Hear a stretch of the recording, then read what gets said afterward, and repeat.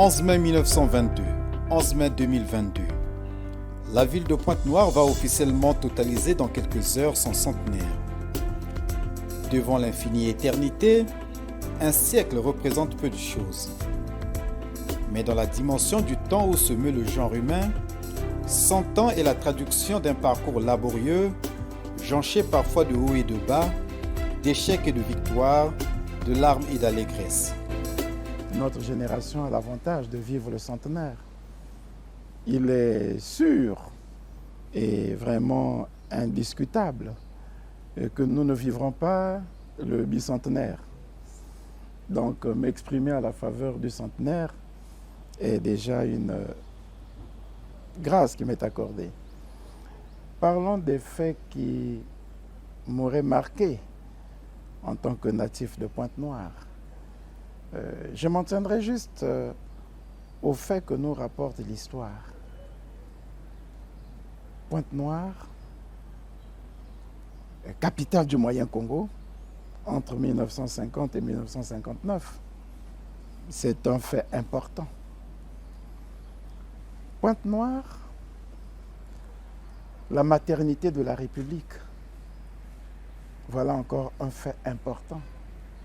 Parce que, dussions-nous le savoir, que la République est née à Pointe-Noire par une délibération 112-58 du 28 novembre 1958 et à son article 2, créant la République, délibération de l'Assemblée territoriale. Ce qui a amené d'ailleurs de think tank à organiser à Pointe-Noire en 2010 un colloque international, République indépendance africaine, 50 ans après. Quel enjeu de think tank, l'un présidé par le ministre d'État à l'époque, Aimé Emmanuel Yoka, le CRIPOL, Centre de réflexion et d'innovation politique, et l'autre dont le promoteur et les responsables fut ma modeste personne, Géoé Kostrapol. Nous organisions ce colloque pour rappeler le rôle historique de Pointe-Noire. Et lors de ce colloque, l'idée a même émergé de rendre à Pointe-Noire ce qui lui a été exproprié, de faire en sorte que, pourquoi pas, le Parlement reparte siéger à Pointe-Noire. Et on a fait évoluer l'idée. C'est le ministre d'État, Emmanuel Yoka, qui disait, à défaut de faire revenir le Parlement à Pointe-Noire, mais on peut quand même envisager que le Parlement économique, c'est-à-dire le Conseil économique et social, puisse désormais siéger à Pointe-Noire. Donc, c'est un fait important. Mais de ce que j'ai vécu moi-même, le fait important, c'est l'inauguration en présence des chefs d'État, le président Denis Sassou Nguesso et le président Thomas Sankara du Burkina Faso, de la tour Mayombe, cet immeuble de 15 étages qui nous avait impressionnés à l'époque parce que c'était, et je crois même jusqu'aujourd'hui, en dehors de l'immeuble de la Direction générale du port qui vient d'être érigé, qui a sensiblement la même hauteur ou même le même nombre d'étages que la tour Mayombe. Vous pouvez imaginer à l'époque ce que représentait cette tour dans l'imaginaire collectif des Ponténégrins et pour les jeunes Ponténégrins que nous fûmes à l'époque. C'était impressionnant d'avoir cette tour. Plusieurs autres personnalités ont marqué l'histoire de Pointe-Noire. Vous parlez de Jean-Pierre Tchister Tchikaya, pour commencer par lui, qui reste pour nous un homme politique très engagé. Mais vous avez Jean-Baptiste Atilotar, qui reste pour nous un modèle de loyauté, de fidélité. Ben, vous parlez aussi de Louis-Sylvain Goma, qui reste pour nous un modèle de rigueur et de fermeté, voyez-vous. Mais au-delà de ces acteurs politiques contemporains, j'ai toujours besoin de repartir dans l'histoire pour parler d'autres grandes figures dont on parle très peu et qui ont marqué l'histoire des peuples de Pointe-Noire, qui ont laissé des empreintes fortes, des empreintes qui survivent encore jusqu'à aujourd'hui. Je veux parler de Lassie Simon Zéphirin, celui-là qui a développé un mouvement syncrétique néo-chrétien, qui a réussi à installer au cœur de l'Afrique, et particulièrement de l'Afrique centrale, ce courant religieux qui s'impose encore aujourd'hui. Voilà, nous l'avons encore jusqu'à aujourd'hui.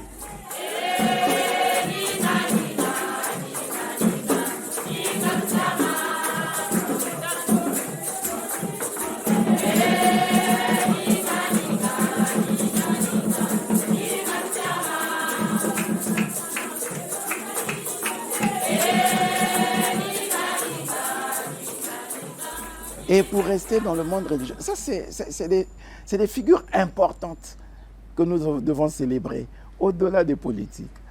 Parce qu'avoir réussi dans un peuple presque animiste, peu croyant, avoir réussi à imposer une pensée religieuse, avoir été promoteur d'un tel courant religieux, il faut quand même être un grand homme, voilà, un grand esprit. Voilà.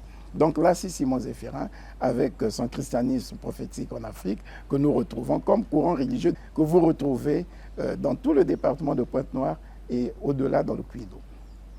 Mais vous n'avez pas que lui dans le monde religieux. Vous avez Pierre Tchikaya de Beau-Empire. On le connaît sous l'angle politique, mais c'est un pasteur religieux. Je dois reconnaître à Pierre Tchikaya de Beau-Empire d'avoir implanté l'église protestante à Pointe-Noire et dans le Kwilu.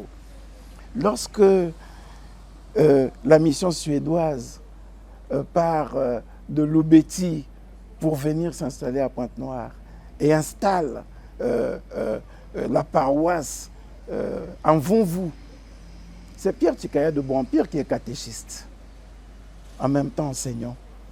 Et c'est lui qui va évangéliser pratiquement tous les peuples du département du Kwilu.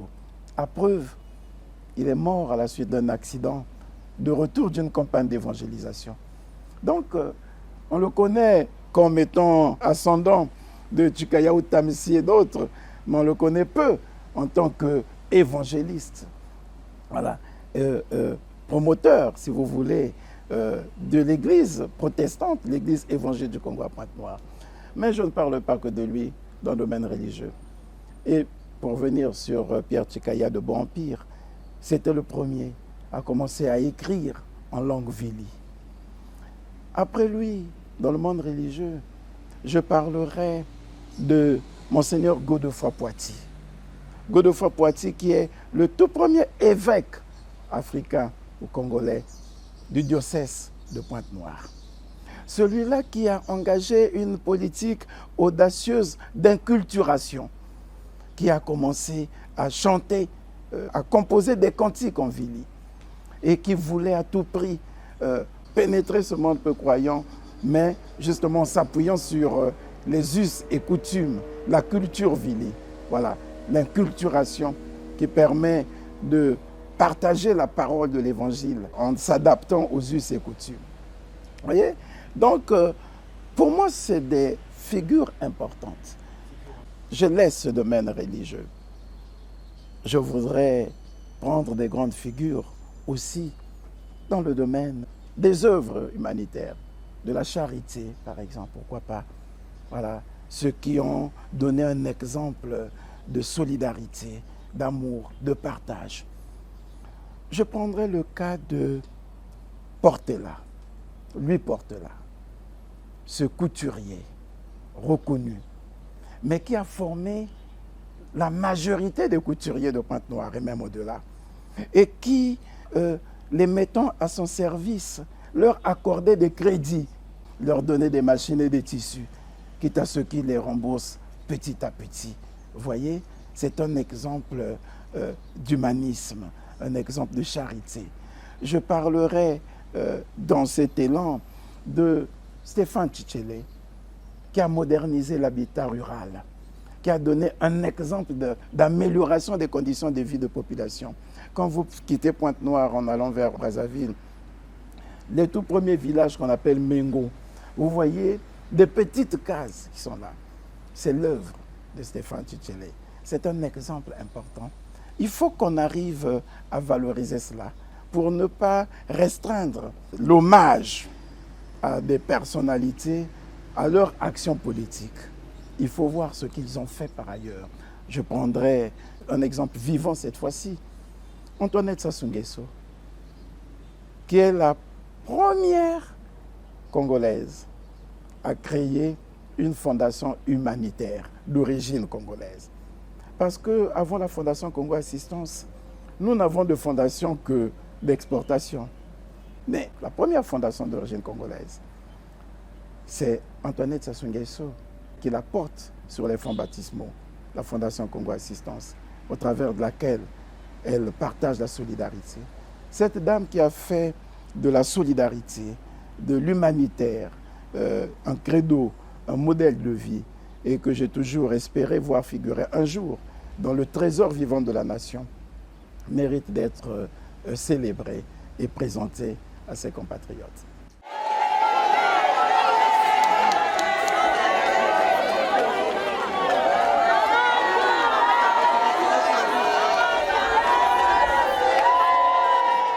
L'histoire de Pointe-Noire peut nous être contée à travers les lieux emblématiques.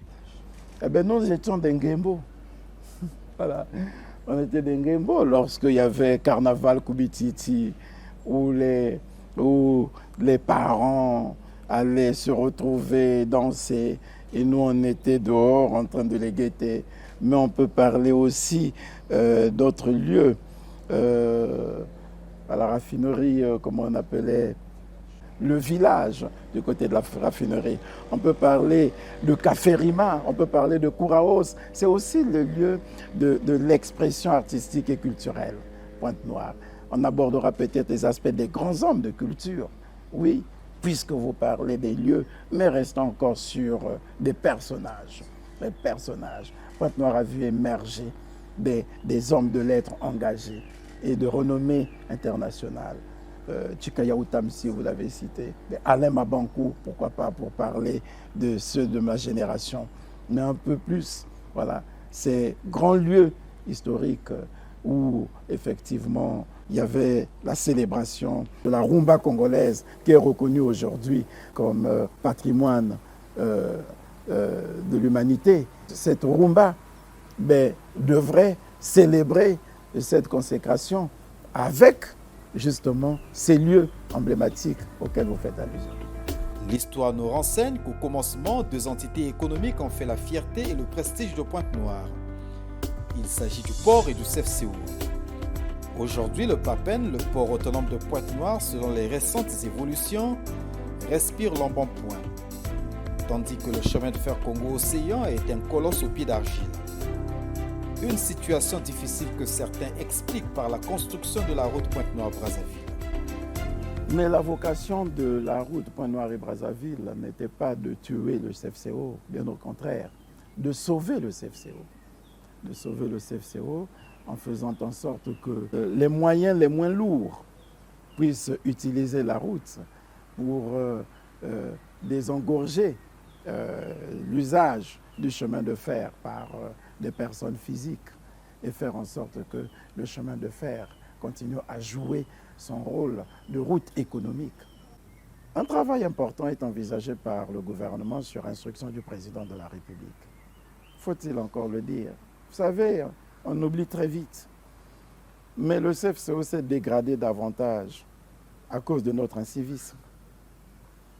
Tous les événements que nous avons connus de 1993 à 1995, qui ont eu pour épicentre le département du Poul et peut-être même le département du Niari, avaient comme enjeu l'occupation et la dégradation du chemin de fer, au point où le trafic ferroviaire a été longtemps interrompu. Lorsque vous abandonnez comme ça un chemin de fer, que vous ne pouvez pas l'entretenir pendant 2 ou 3 ans, parce que le trafic est interrompu à cause de l'insécurité. À quoi pouvez-vous vous attendre?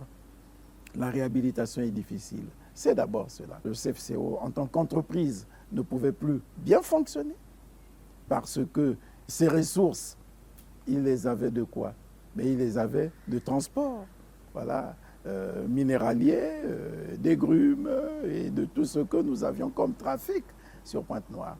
Et si pendant 6 mois, 1 an, le chemin de fer n'a pas fonctionné, vous en doutez bien que le CFCO, en tant que structure, en tant que société, ne peut plus disposer des ressources importantes pour l'entretenir et réhabiliter.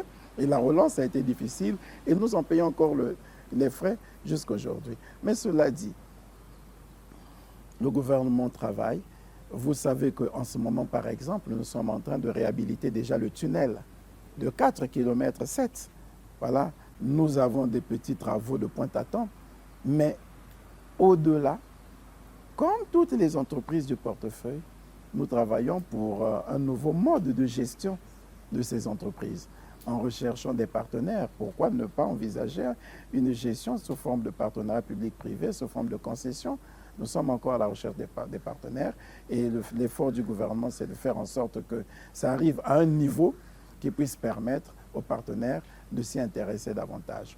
Pour le moment, oui, ce que nous faisons, c'est espérer qu'avec cette timide reprise, nous puissions réhabiliter avec les ressources minéralières. Vous m'avez vu aller, comment on appelle, lancer les travaux de construction de chemin de fer du tronçon Mbinda-Mombelo. Voilà. Ben, c'est de cette manière que nous entendons disposer quelques ressources pour remettre un tout petit peu à niveau le chemin de fer jusqu'à ce que nous trouverons des partenaires crédibles avec lesquels nous pourrons envisager une gestion plus moderne de ce chemin de fer qui sera d'ailleurs réhabilité.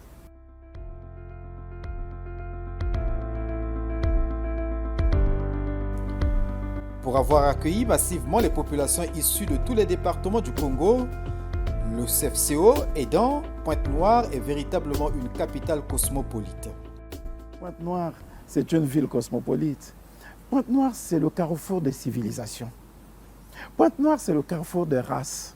Peut-être qu'on ne se rend pas compte. Carrefour de civilisation? C'est quand même par la pénétration portugaise que le Congo a été découvert par Diego Cao en 1482. Non? Ça veut dire que vous aviez déjà là une civilisation qui s'est installée à Pointe-Noire. Mais c'est le carrefour des races. C'est quand même par Pointe-Noire que nous avons connu la traite négrière. Pointe-Noire est donc là un carrefour de deux races. C'est là que se sont rencontrés ce qu'on appelle couramment la race noire et la race blanche. Et lorsque les deux races ont commencé à faire des échanges, du commerce, il ne peut pas y avoir la bagarre là où il y a le commerce. Il ne peut pas y avoir la bagarre là où il y a les échanges. Ce n'est pas possible. Ce sont les interactions humaines. C'est la collaboration, c'est la cohabitation.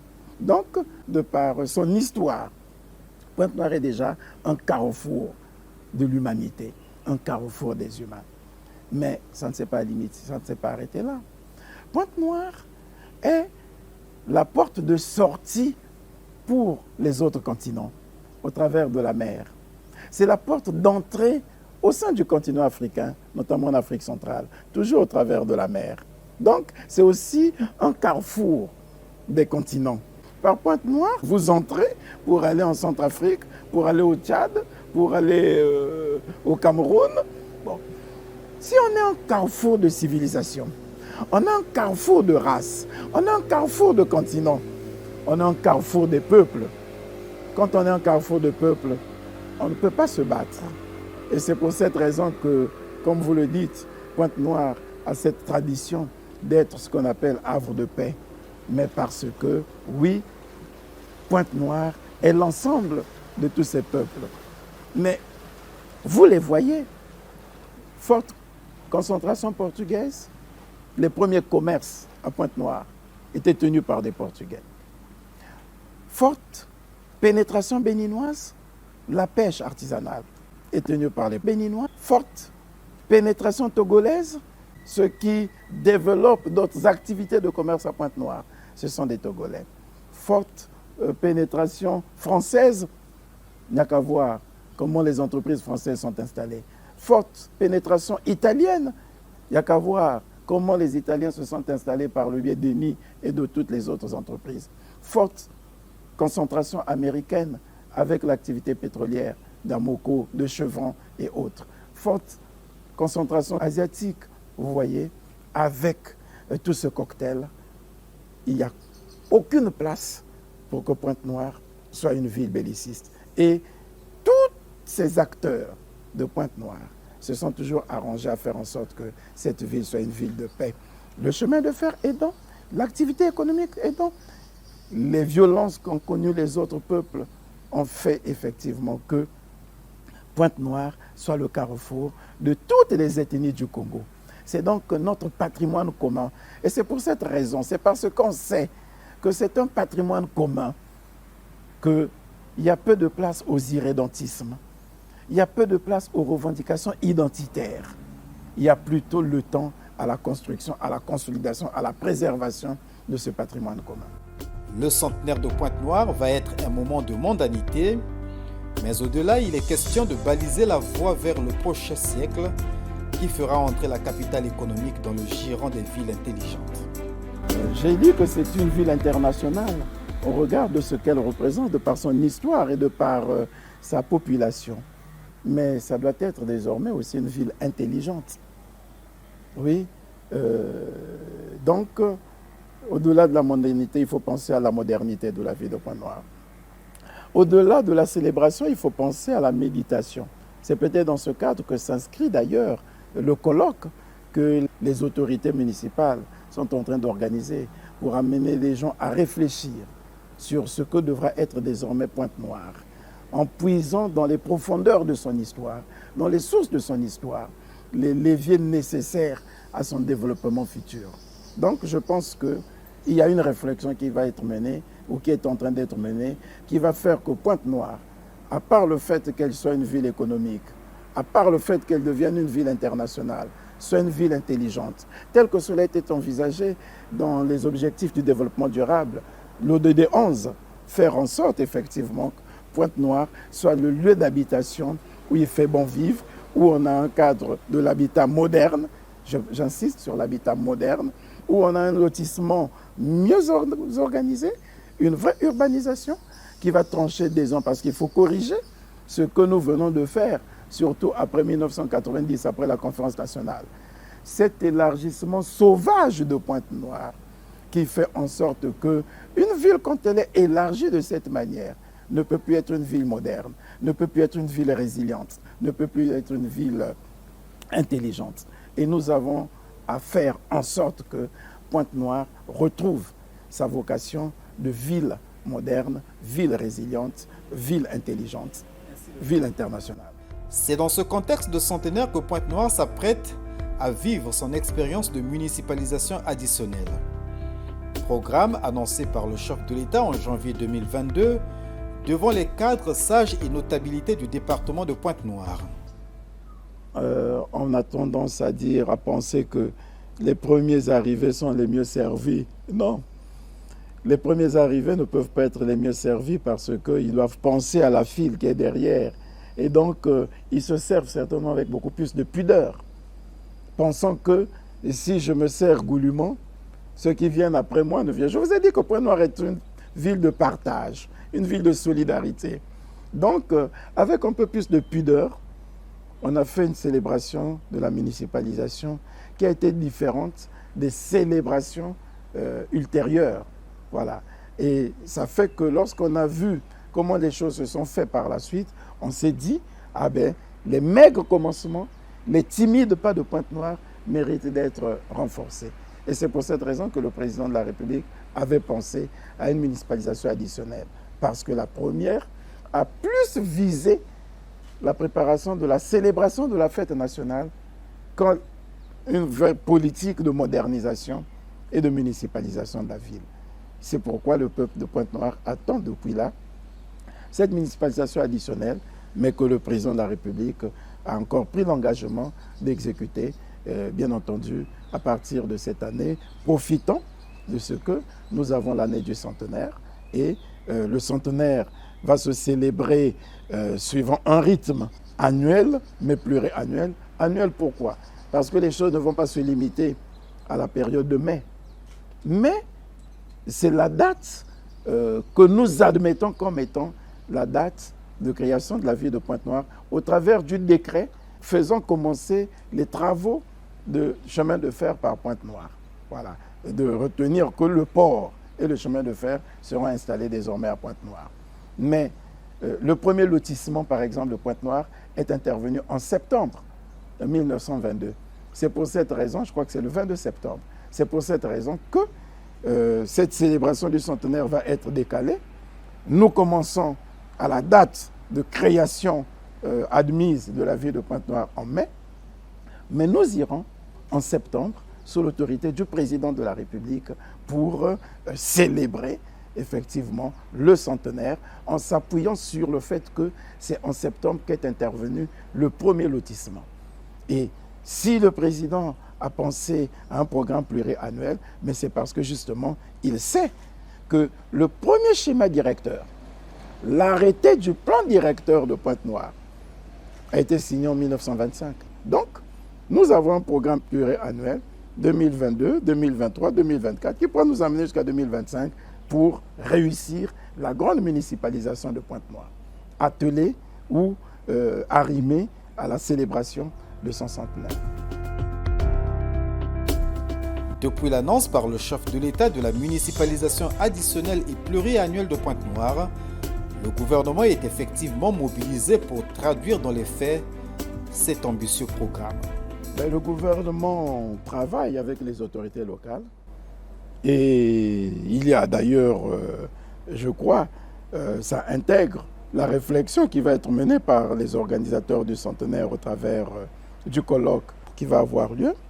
Mais au-delà, le gouvernement a un plan de modernisation de la ville. Ça commence déjà par l'inauguration du marché du centenaire, le grand marché emblématique de Pointe-Noire. Vous savez, quand on parle de ce marché, pour moi qui ai vendu du poisson à ce marché, c'est un acte important qui va être posé. Imaginez ce qu'est ce marché que j'ai visité il y a quelques jours et à le comparer au marché là où nous venions vendre du poisson il y a une quarantaine d'années, vous pouvez imaginer quelle est l'émotion qui peut m'étreindre à ce moment de voir cette modernisation et la vivre sous mes yeux. C'est quelque chose d'important. Donc, vous avez ça, mais vous n'avez pas que ça. Vous avez qu'on va donner encore à Pointe-Noire sa vocation de grande ville internationale, mais de ville culturelle. Voilà, de ville de culture avec l'édification d'une université à Pointe-Noire. C'est important. C'est important. C'est ce qui manquait à la chaîne. C'est le maillon qui manquait à la chaîne de Pointe-Noire pour assumer son rôle de grande ville savante, de ville intelligente, de ville internationale. Comme vous le voyez à Pointe-Noire, avec ces lits de rivière qui sont anarchiquement occupés et qui faussent tout le travail d'assainissement qui est fait par les autorités locales et par le gouvernement, il va falloir assainir davantage, nettoyer ces lits de rivière. On va passer par des mesures difficiles. Il faut exproprier encore. Il faut faire partir les populations de tous ces couloirs d'eau, ces réseaux de drainage d'eau qui permettent aux eaux de pluie et aux eaux usées d'aller jusqu'à la mer, mais qui ne peuvent plus circuler normalement et qui inondent les quartiers. Il va falloir travailler encore avec les populations pour qu'elles donnent la possibilité au gouvernement d'assainir toutes ces zones. Il y a donc un grand plan d'urbanisation, d'assainissement, d'amélioration des conditions de vie, du cadre de vie, tel que le président l'avait prévu d'ailleurs dans son projet de société. Voilà, l'objectif sur l'amélioration du cadre de vie, voilà, des citoyens. C'est une vraie politique qui est mise en œuvre par le gouvernement et nous sommes en train d'y travailler.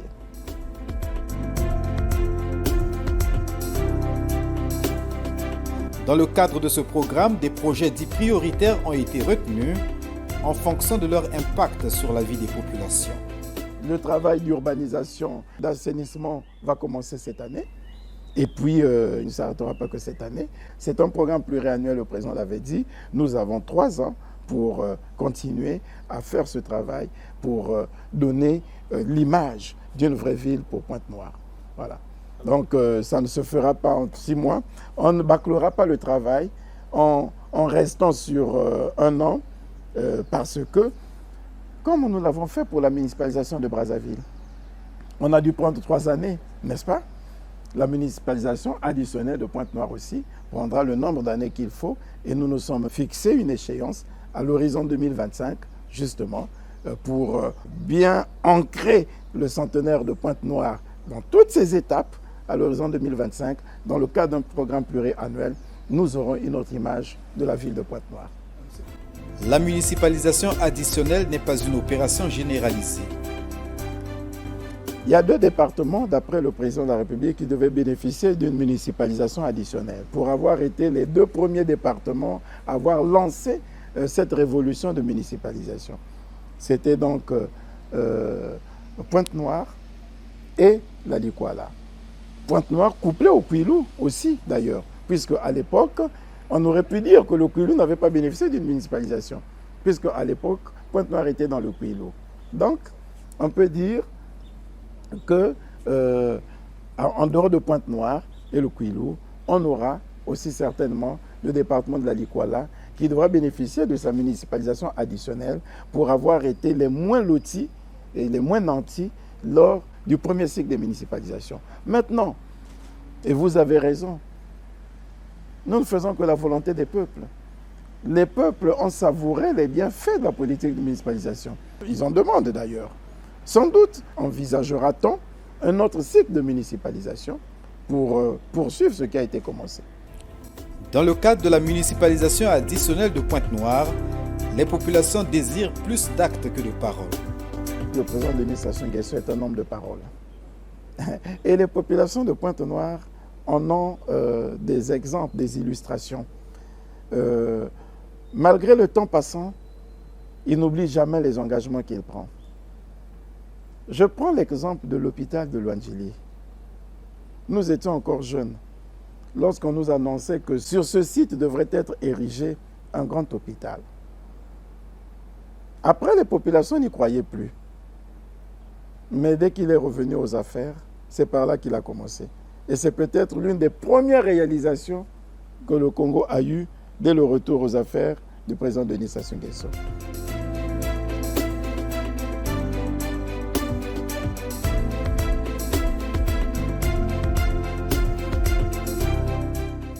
C'est pour vous dire qu'il n'oublie jamais rien. Et quand il est arrivé à Pointe-Noire la fois dernière, il a rappelé que Pointe-Noire a toujours été la rampe de lancement du décollage et du développement économique de notre pays. Toutes les fois que le Congo a traversé des crises, c'est par Pointe-Noire que le développement a commencé. C'est Pointe-Noire qui servait de base. Voilà. Il a rappelé ce qu'il avait vécu en 1979 et que c'est de Pointe-Noire que partira la reconstruction du pays. Il a eu encore à le dire lorsqu'il est revenu aux affaires en 1997. Et combinant ces 2 témoignages, il dit oui, nous allons donc rebâtir et reconstruire Pointe-Noire. Je pense que cette parole à elle seule suffit pour que les Congolais qui ont toujours cru en Denis Sassou Nguesso, que les Ponténégrins qui ont toujours cru en Denis Sassou Nguesso réalisent que oui, ce qu'il a dit, il le fera. Il le leur a démontré encore. Lorsque on a construit la route Brazzaville-Pointe-Noire, personne n'y croyait. Quand bien même il avait annoncé depuis 2002, les gens n'y avaient pas cru. Eh bien, la route est là. Elle part de Pointe-Noire. Elle permet maintenant à Pointe-Noire, comme je l'ai dit, d'être la véritable porte d'entrée sur le continent. De Pointe-Noire, vous pouvez partir de la frontière du Cabinda, de l'Angola, pour atteindre le Cameroun. Et bientôt, lorsqu'on va poursuivre le travail du corridor 13 avec le pont sur la Sanga, vous pourrez désormais partir de la frontière de l'Angola pour aller jusqu'en Centrafrique. Voilà. Vous pourrez, lorsque va être construit le pont route rail puisque les amis de la RDC venaient de ratifier la convention pour la construction du pont route-rail, lorsque les travaux vont démarrer et qu'on aura fini avec le pont, c'est de Pointe-Noire qu'on pourra partir pour aller jusqu'à Tripoli, parce que ce tronçon pourrait permettre effectivement de construire le corridor de Tripoli jusqu'au Cap en passant par Windhoek. Et ça passera bien par la route de Pointe-Noire. Voyez-vous? Donc les populations ont foi que ce qu'a dit Denis Sassou Nguesso se fera. Et je n'ai pas d'autres assurances à leur donner que la parole sacrée de Denis Sassou Nguesso.